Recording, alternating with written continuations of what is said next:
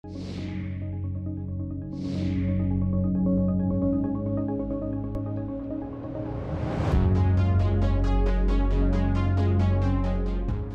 की 74वीं वर्षगांठ का जश्न मनाते हम देशवासियों के लिए ये आजादी बेशकीमती है, जिसका सपना संजोए ना जाने कितने जांबाजों ने अपना सब कुछ दांव पर लगा दिया।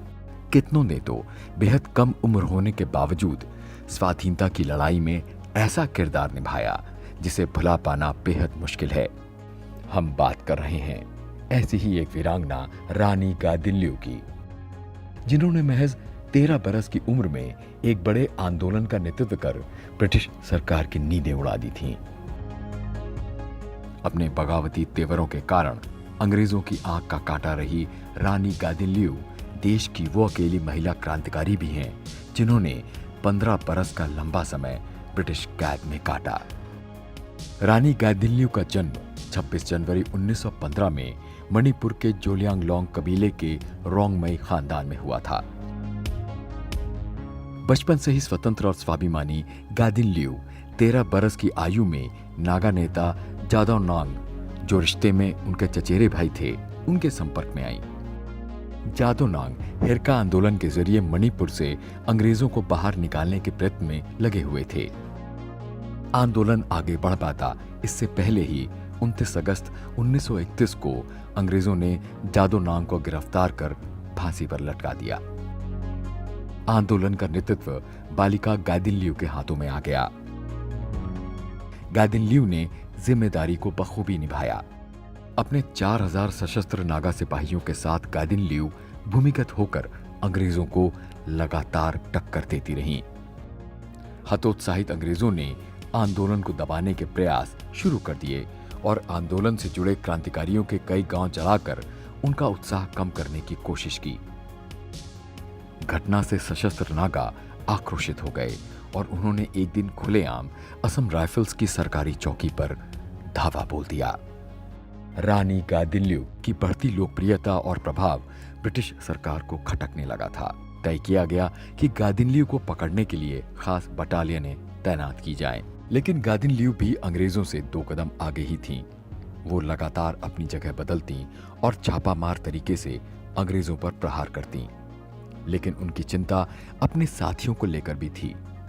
अपने साथियों को सुरक्षित करने के लिए गादिल्ल्यू ने असम के पुलोमी में एक लकड़ी का किला बनाने का फैसला किया, जिसमें वो अपने 4000 साथियों के साथ रह सकें। किला बनाने का काम शुरू हो गया। इस पर काम चल ही रहा था कि असम राइफल्स ने कैप्टन मैकडॉनल्ड के नेतृत्व में अचानक हमला कर दिया और गादिल्ल्यू को गिरफ्तार कर लिया गया। साल था 1932। गादिल्ल्यू को इम्फाल ले जाया गया। उन पर मुकदमा चला और उन्हें आजीवन कारावास की सजा सुना दी गई। रानी गादिल्ल्यू ने अगले 15 बरस गुवाहाटी, शिलोंग, तुरा और आइजोल की जेल में बिताए। गादिल्ल्यू तभी मुक्त हो सकी जब 15 अगस्त 1947 को देश आजाद हुआ। कोहिमा में रहने के दौरान सन 1972 में उन्हें ताम्रपत्र स्वतंत्रता सेनानी पुरस्कार से सम्मानित किया गया। वहीं 1982 में समाज में अभूतपूर्व योगदान के लिए रानी गादिल्ल्यू को पद्म भूषण से सम्मानित किया गया। इसके बाद 1983 में उन्हें विवेकानंद सेवा सम्मान से भी नवाजा गया। 1991 में रानी गादिल्ल्यू अपने जन्म स्थान लोंगकाव लौट गईं, जहां 17 फरवरी 1993 को 78 बरस की उम्र में उनका निधन हो गया। साल 1996 में रानी गादिल्ल्यू को मरणोपरांत बिरसा मुंडा पुरस्कार से सम्मानित किया गया। इसी बरस उनकी स्मृति में डाक टिकट भी जारी किया गया।